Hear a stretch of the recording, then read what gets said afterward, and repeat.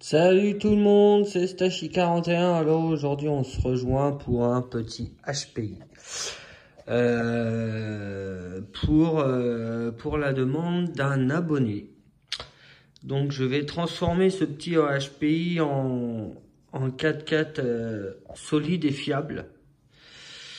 Donc j'ai acheté ce véhicule qui est complètement d'origine avec son variateur et moteur Torx 6S, les suspensions Big Bore d'origine, c'est une des dernières versions. Il a déjà les grosses noix avec les gros cardans. Si on va voir à l'intérieur, mais c'est tout à l'intérieur. Donc ça, c'est bien. Tous les plastiques sont bons, il n'y en a aucun d'abîmé, la direction est bonne, les diffs aussi. Donc ce véhicule-là va être transformé complètement. Donc on va passer sur une...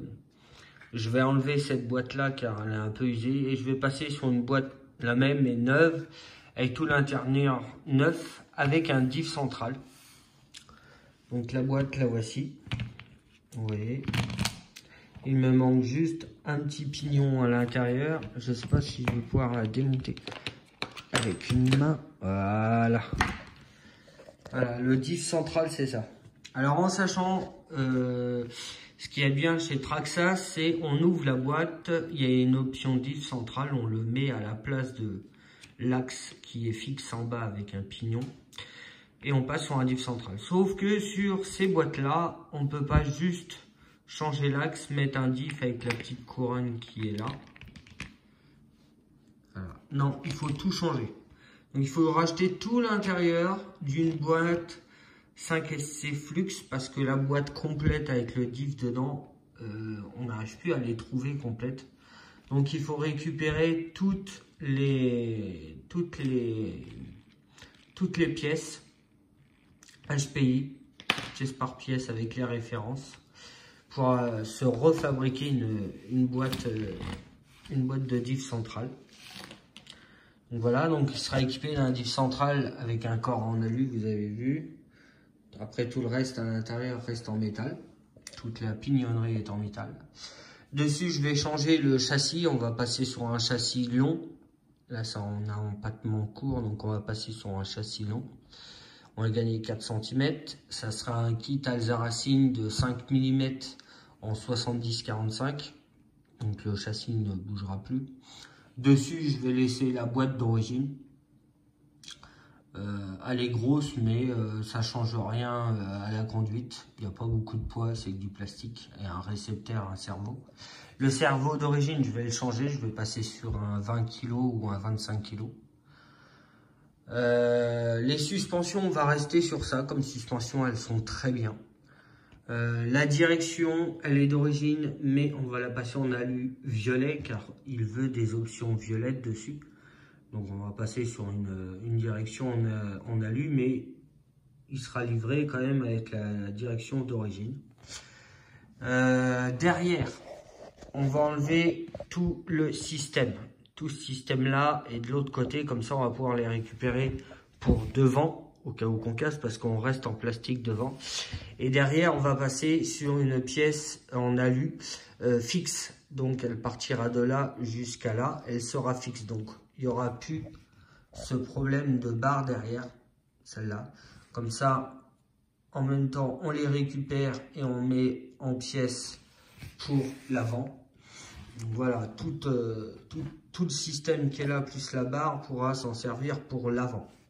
On va passer sur un kit complet RPM, triangle, supérieur, inférieur. Donc le véhicule sera livré avec tous ces triangles, bien sûr. On va changer les bacs batterie. On va passer sur autre chose. Je ne dis pas quoi pour le moment, mais on va passer sur d'autres bacs batterie.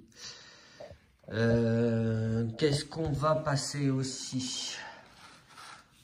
Oui, on va passer avec des cales de train kit Alza Racing. renforcé en alu 70-45 pour pas que ça bouge. Car vous voyez, les axes sont tenus par des plastiques.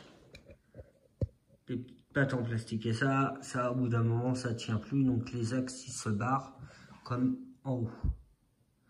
Donc il existe une petite option pour tenir ces barres-là, pour pas qu'elles tiennent, qu'elles se barrent, pour pas que les axes ils se barrent surtout, car l'axe qui est là tient le triangle.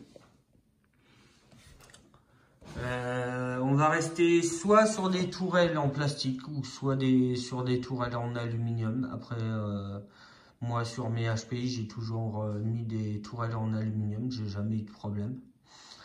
En plus, on peut passer sur des tourelles à aluminium où on a beaucoup plus de réglage pour avoir beaucoup plus de garde-sol, parce que d'origine, il n'y a qu'un endroit pour mettre la suspension sur le triangle inférieur, et en haut, on a 3 trous, je crois. Voilà, 3 trous, donc c'est pas énorme. Donc on peut passer sur des tourelles en aluminium avec beaucoup plus de réglage en haut et avoir plus de débattement du coup. Variateur moteur, on va garder exactement le même, car c'est un très bon combo et un très bon moteur. On va changer les prises, on va passer en XT90, car le véhicule sera livré avec un pack de x3S. Il veut faire des sauts, il veut en profiter sans casser. Donc je vais lui fabriquer un HPI solide qui tient le coup. Moi j'ai les miens, ils tiennent le coup, j'ai jamais eu de problème.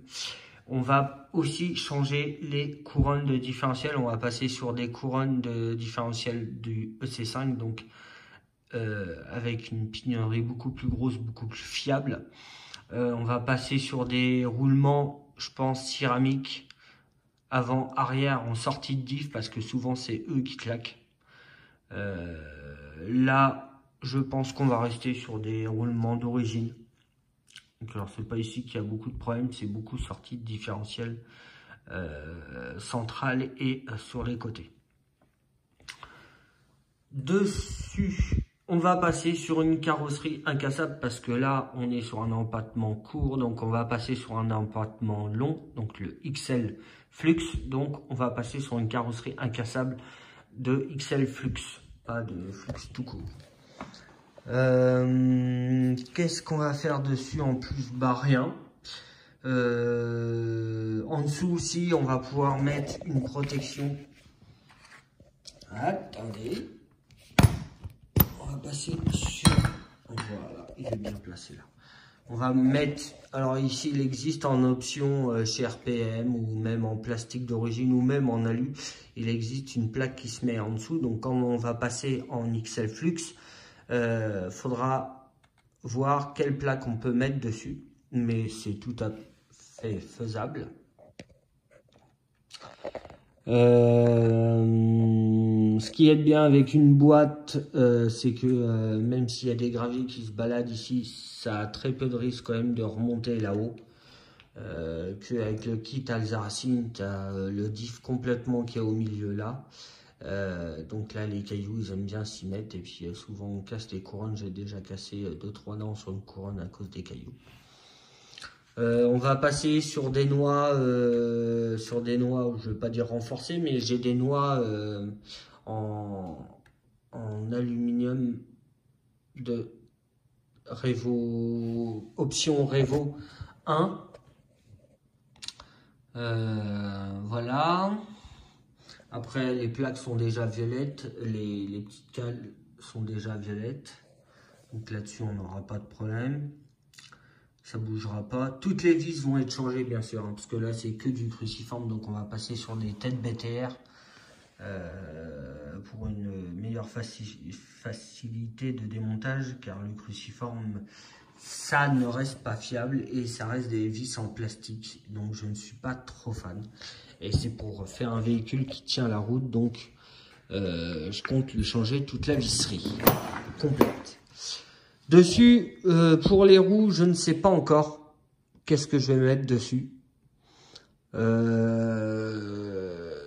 Donc on verra, il veut faire des gros sauts, donc je sais pas encore. J'aime bien ceux du Karoq, ils sont pas mal. Ceux du Arma Bicroc aussi sont pas mal. Il y a ceux du Losi LST aussi qui sont pas mal. Ils sont gros, ils tiennent la route. Ils sont solides. On a des pneus aussi chez Louise et Proline qui peuvent être pas mal. Donc ça, c'est à voir ce qu'on va mettre dessus. Dessus, alors je sais pas. Dessus, il existe des petits hexagones de 17 où on met une petite tétine ici.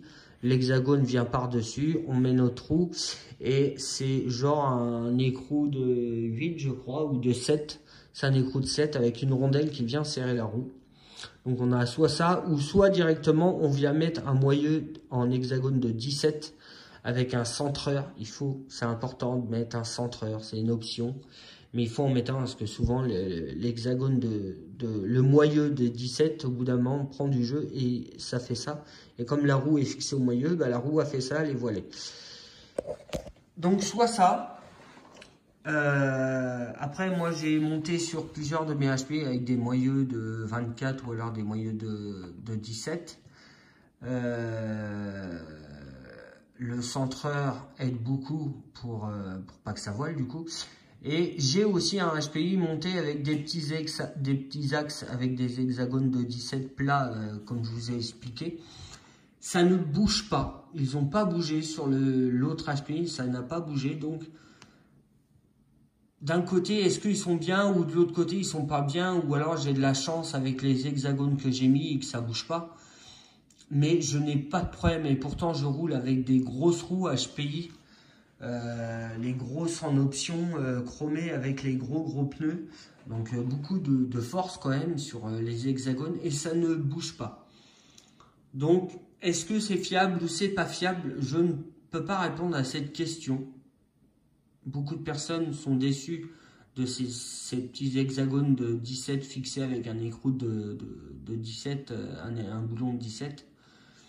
Donc à voir aussi ça. Après, après tout ça, ça sera un bon véhicule, bien optionné et juste modifié, pas trop en alu partout parce que ça c'est bien, ça fait joli, c'est solide, mais des fois il faut juste mettre l'aluminium qu'il faut et pas plus. Donc le véhicule sera, j'espère, fait fin novembre. Ça serait cool. J'ai commandé les pièces et tout ça. Je me suis renseigné de tout ce qu'il fallait. Donc maintenant, bah, c'est lancé. Le projet est lancé. Je vais voir ça avec le futur propriétaire. Des petits détails qu'il veut et qu'il veut pas. Donc voilà, nouveau projet.